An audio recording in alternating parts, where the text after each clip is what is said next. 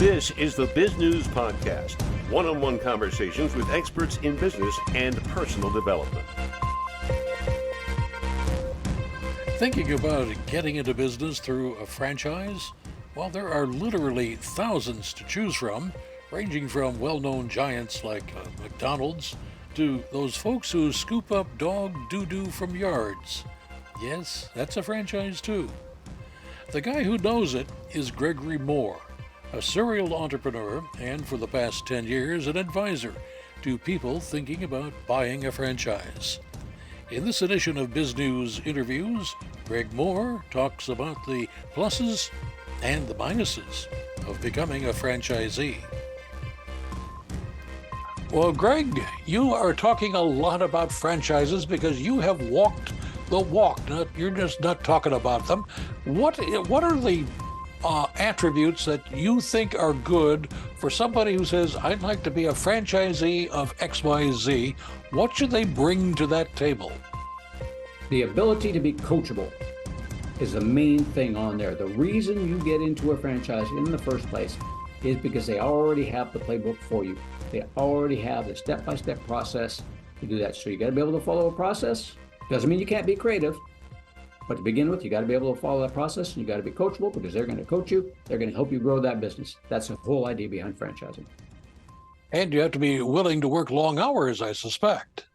Depends on the franchise you get into. There are two different kinds out there that you can get into. That's what a lot of people think is, Douglas, that when they come to me, they think that they have to quit their jobs, they have to do it full-time. Not the case. A lot of franchises are full-time. A lot of franchises are what we call semi-absentee. Semi-absentee is where you manage the manager and you manage the profit and loss statements. So you're looking at around 10 to 15 hours a week. Just depends on your management skill and style, where your main goal is to manage that manager that you have, get that manager hired with the help of a franchise as well, and just motivate them, go over all your key indices, see how they're doing, get together with a team every once in a while, motivate them.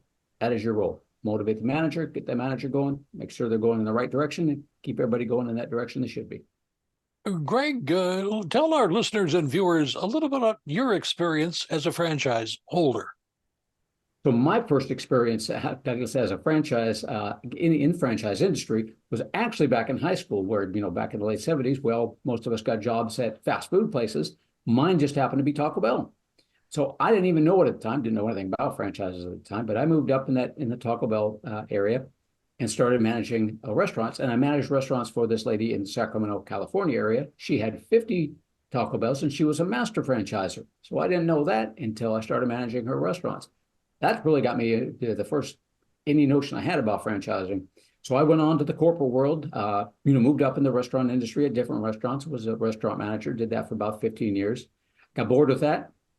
Got a degree in electrical engineering and physics and decided to become a microelectronic circuit engineer. Pretty wild. Did that for about 15 years. Started getting a degree then in business. Read Robert Kiyosaki's books, Rich Dad, Poor Dad. That about ruined my corporate world history there for me. So I figured, hey, there's got to be something better out there.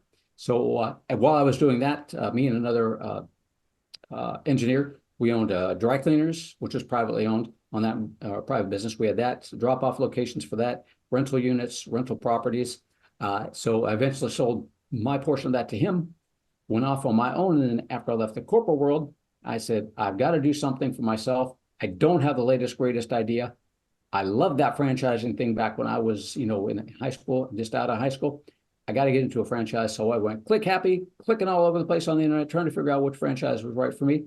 Finally got a hold of a couple franchise consultants who sat me down and said, put everything on hold. Let's take a look at where you've been. Where are you at now? Where do you want to be? And they helped me find a great franchise, a telecommunications consulting franchise. And Dennis Schooley, who ran it, taught me everything I needed to know. Great person. I did that for a while, sold that one off. And because I liked what those franchise consultants did, working with people all over the United States, all over the world, helping them realize their dream of business ownership. So I did that a little over 10 years ago and haven't looked back since. Well, you could almost franchise what you're doing, couldn't you? It's a business opportunity. Yes, it is. Now, how does a would-be franchise holder distinguish between the good franchise that they would be good for and something that they might just lose a lot of money at? That's a tough call on that. I wrote a book because there's a lot of people were asking the same questions over and over again, just about that, how to go through investigating those franchises. So my book, Real Freedom, on there, which made it to the Wall Street Journal bestsellers list for some strange reason or another, it outlines it, and it outlines the process I'll take you through on there. But to find out about that, you've got to look for a franchise system if you want to reduce your risk as much as possible, and have the greatest chance of success. Some of the things to look for is, what is that franchise looking for in a potential candidate or a good franchisee on there. That's a tough one if you're doing it all by yourself. You got to go through a lot. I know I tried it. I did it, and it was tough for me until I got a hold of the franchise consultants. But you'll be looking at the corporate culture. You'll be looking at what do they want in your background. So if you're going to go into a Sandler sales training franchise, well, you better have some sales training in your background. You're probably not going to work out too well. They probably won't take you anyway, if you get into that. But you're looking for a franchise that has the culture that you're looking for, that you have the background that they're looking for, and you want them to be vetting you, be talking through with you and making certain that you're a good fit just as much as you're making sure they're a good fit. You don't want them to say, yeah, you want to become a franchisee? Well, here's the franchise disclosure documents. Here's the agreement. Sign right there. Send us the $50,000 and you're good to go. You don't want that. You want them to take you through that process so that they're making certain you've got what it takes to be successful. Great franchises, 85 to 90% success rate. They don't want anybody to fail, so they're going to take you and drill you just as much as you are going to drill them on that. So it's a challenge to go out there and do it by yourself. Us franchise consultants don't charge anything for it. Find franchise consultants that are, I've been around for a while, got some good experience on there. We are like a placement agency. We're like Match.com and Realtor.com all rolled into one. If you decide to invest in one of the franchises, we introduce you to the franchisors pay a referral fee, which is why we don't charge anything for it. So we've got to come up with some ones that you're going to fit into. And again, make certain that franchise is taking you through that process and really drilling you for your background as you drill them. That way, you're getting into something probably pretty good. Years ago, showing my age, I'm afraid, there were a lot of franchise scams leading to regulations. Is that something we still have to worry about these days? Douglas, not quite as much, fortunately, since the Federal Trade Commission stepped in. So the first thing people always ask me when they're looking at a franchise, well, give me the information on how much money I can make. Okay, well, as Douglas, you just pointed out, a lot of nefarious franchises back when they first started said, you get into this franchise, you're going to make $100,000 on that. And unfortunately, not everybody did. So Federal Trade Commission steps in, says, unless you gather that information, you cannot give that information out. So I cannot give that information out on there. I've got a general idea of what you're going to make, and I can steer you towards the ones. I can't tell you that, and neither can those. So those are the regulations that come in. So that in that franchise disclosure documents, if that franchise collects information from their franchisees, you will find that under their financial disclosures, item number 19 on that. That way you'll get a good idea of what you can make on that. If they don't have that information there, they can't tell you anything. So if they tell you something and they don't have that information in there, you go running, take off. I don't know any franchise that does that now, but I only work with 500 out of the 5,000 plus franchises out there. So who knows? But keep that in mind. Now, in addition to that information being in there, you're also going to talk to the franchisees out there, and you're going to verify and validate that information. Keep in mind that every single one of those franchisees was in your place at one point in time asking that same question, how much can I make? So they'll expect that. And I'll have a list of questions for the franchisors and the franchisees. And that's one of the ones that I'll have, how much can you make? How soon did it take you to get there? And even more importantly is, what do you got to do to get it? And make sure you're okay with that. Oh, what are the common pitfalls that you have seen people fall into over the years? When people come to me, they're looking for fads quite a bit. They're looking for what's the hottest franchise. I get that question, not as much as I used to, but quite a bit back when I was first getting started. What are the hottest franchises that are growing? And there are a lot of people like, what's an example? The yogurt industry for a while there. That's one that always comes to mind. The yogurt, they had a lot of yogurt franchises back like 5 years ago, and they just shot up all over the place. Big fad. big thing that people wanted to get into, thought it was going to be the next greatest thing that everybody's going to want to get into it. And it piddled out. It just kind of went away after a while. So that, getting into something that's really shooting up and rocketing up, you can, and it's possible to make money on that, but it's going to be a real challenge. It's a big risk is what it comes down to.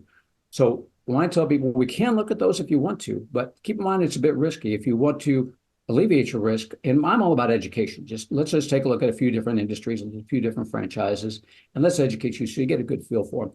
I tell them I kind of like the essential services, like the micro dirty jobs type thing out there, where it's a niche and not a lot of people like doing it. It's probably not real exciting, but it has to be done. It has to be done every day. It has to be done all the time, and it doesn't matter what the economy is doing. I mean, you want your air conditioning cooling off if you're in the South during the summertime. You got to have it. It doesn't matter if there's a COVID thing going on out there. You're going to have that air conditioning person out there. Plumbing, electrical work, same thing. Essential services, you got to have them. Tutoring, senior care, all those things are essential services that you got to have. So if you really want to reduce your risk, and again, it comes down to, what kind of a business that you want to, and I'm talking service industries here. There's also, plenty of good brick and mortar type businesses that you can do as well. But in direct answer to your question, the fads, really be careful about the fads and really take a look at that industry and make certain that that's an industry that's really going to be around for a long time. A few minutes ago, you said you handled about 500 of the 5,000 franchise operations out there. How can there be that many, for heaven's sakes? It's amazing, Douglas. There's like a franchise in almost every single industry, or a few franchises in every single industry that you can think of. Somebody came up with a good system. Somebody came up with a good repeatable system, and they made a franchise out of it. So it's tough to go through, that many, but there's probably 4,000 or 5,000 out there that are franchises. We drive down the road and we see them all the time, which is the brick and mortar franchises. I mean, that's the ones we know about. Ones we don't know about are those services industry franchises where you don't necessarily know they exist until you need them. So if you've never had any issues with certain things, then you wouldn't know that they exist. Like the Neighborly Group, for instance, they're the largest home services franchise in the U.S. on there, with about 20 different franchise brands in their name. So you wouldn't know, you might see a Molly Maid car around there if somebody was getting their things done, or a Mr. Rooter or Mr. Appliance or Grounds guys sell their trucks, but you don't necessarily associate that with a franchise system because it's not the brick and mortars. A Belfour Group, 1-800 water damage, packouts, hoods. Belfour Group is the largest restoration franchise or the largest restoration company in the world. And they do like half the cleanup for most of the hurricanes that come. But if you never had a problem with that, you would never have heard about them, not necessarily. You might see them pop up on the screen, during the news blast, Belfour or something like that, but you wouldn't necessarily associate it with them because it's not something we see on a regular basis. As you have looked at franchises over the years, what's the weirdest franchise you've ever had to take a look at? Well, I can come up with a couple before there. Duty Calls would be one. The Duty Calls is picking up pet waste disposal. Huge. That's a franchise? That is a franchise, and they make some really good money on that franchise. So if you're looking for a good money maker, again, we go back to the micro dirty jobs type thing, things that people do not want to do out there. That is a good one. So you think about, Duty Calls, you think about pets, you think about your pets in the yard, and it's like, all right, well, I guess I could have somebody pick up the mess in my yard. But you got to think about different types of animals. What are the different types of animals? Where are they at? Geese. They're out there. Oh, those are messy little things, aren't they? Right. So Duty Calls. You want me to clean up your golf course? You call Duty Calls. Cleans up your golf course. Parks, recreation areas where people take their pets. Don't always clean up after them. Don't always see them doing it, so they might not notice. Again, huge business that can expand out into many different areas, not only the homeowners who don't want to necessarily do the regular cleanup, but now you've got other areas that you could expand into. Boy, that is one, I guess, probably nobody has thought of. But how on earth is that a franchise picking up dog waste? It's the process and the procedures that get you the clients and show you how to maintain the business and keep the business. It really goes. So it's a business model that you're buying into there and how they do it. So you're not ever having to guess how they do it. So they They went and did it. So somebody at some point in time creates a business and they find that there's a need for it. So they reproduce it once, twice. Now they've got a couple of them. Now they're like, wow, this is an actual need. People actually need this. I've got the process to go through and the procedures to follow that will bring in new clients on a regular basis on there. I know I can repeat it. So do I grow myself and just spend the money on each different location and do it? Or do I franchise? Since I've already got everything in place already and just have other people spend their money to start the business and I just take royalties off the top of them. So two different ways to grow, but it's amazing what people come up with, Douglas, on the different franchises when they find that niche for it or when they find it that people don't want to do it themselves and they got a good process for getting it done. I guess when people think of franchises, they think immediately of fast food, McDonald's, Taco Bell, for that matter. But those are gigantic corporations, and to get a franchise in one of those, you're talking probably 7 figures if you're lucky. That doesn't hit 8 figures to get a franchise. Are there franchises available for the small guy who may or may not have that $7 million under the mattress? Absolutely, Douglas. So we were talking again about brick and mortar versus services industry. The brick and mortar, the ones that we see every day, Meineke, Mako, Supercuts, Great Clips, the fitness ones. Those you're looking at, yeah, $250,000, $300,000 on up total investment to get something like that going on there. Generally speaking, they're going to want you to have a $500,000 net worth. Those are things we see every day. Going back to the service industry on that one, generally you're looking at around $150,000 total investment. It doesn't make any difference which one you get, whether it be that service industry or brick and mortar, you could still make basically the same amount of money. It's just two different types of businesses, whatever you're comfortable with. So service industry, $150,000, give or take, with a small office. If you take some of those where you work from home, where you go out and visit with your clients, the clients don't necessarily come to see you, you can generally get in for under $100,000. Because basically you're spending a franchise fee, which for any franchise, big, small, brick and mortar, doesn't matter. They're all around $50,000, give or take. That gets you trained on everything you need to do. So generally speaking, that's what you're going to be looking at for a single one-time franchise fee. Now, the rest of the money is going to be the build out of that franchise system itself. So if the major thing you need to do is advertising and marketing, you're not going into leasing out a spot. You're not going into a big build out of a spot. So you don't have that much more of an investment on that. So under 100,000 or less for people, still the potential to make a great 6-figure income on that is just a different type of business and depends on what you like doing. I suspect for many people, they would plunge into this, but some are going to fail. Most businesses, I guess, when you look at the statistics, seldom last more than a couple of years. What is if there is a common thread to failure that you have seen, what might that be? Usually and you'll see that in the franchise disclosure documents, talking about those again. We talked about the financial disclosures under item number 19. When we get into item number 20, we're going to be looking at the number of people that currently started that franchise and are still running it, and the number who started it and who are no longer running it on there. What we like to see is 85 to 90% success rate or better. What we generally see, general theme in the failure of the franchise itself, when we're looking at those, is if somebody turned it over to another family member that wasn't properly vetted out by that franchise. We talked about the franchise, making certain the franchise make sure that you're a good fit. So they may turn it over to somebody who the franchise did not make sure was a good fit, and they don't really have the skill set to run it properly. So we see that turning it over to other family members. And then we see it when one spouse gets a franchise and the other spouse has a great job, and now they have to move out of the area for that job. So trying to do things remotely is not as easy as it may seem. Even for the semi-absentee ones, it's still a little bit of struggle if you're not right there in that area, which is why most franchises want you in that area, 30 to 60 mile radius, running that franchise system itself. So those are the two big things in there. The family has to move away, or it's turned over to a relative who doesn't have the skill set to run it.